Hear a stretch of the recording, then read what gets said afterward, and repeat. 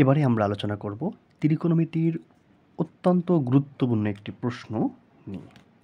চলে আসি আমাদের প্রশ্নে।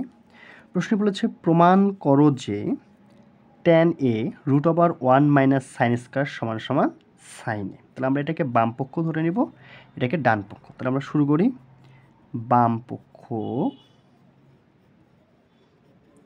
সমান সমান tan a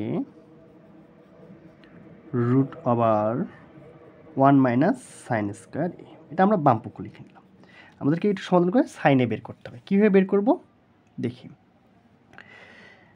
tan a আমরা সূত্র জানি 1 - sin স্কয়ার a সমান সমান cos স্কয়ার। এটা সূত্র এসেছে sin square a plus cos square a সমান সমান 1, এই সূত্র থেকে এসেছে।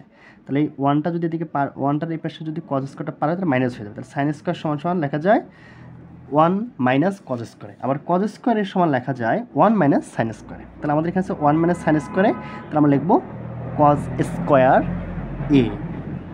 তাহলে আমরা স্কয়ার রুটকে কেটে দিতে পারি। তাহলে আমরা লিখতে পারি tan a into cos a।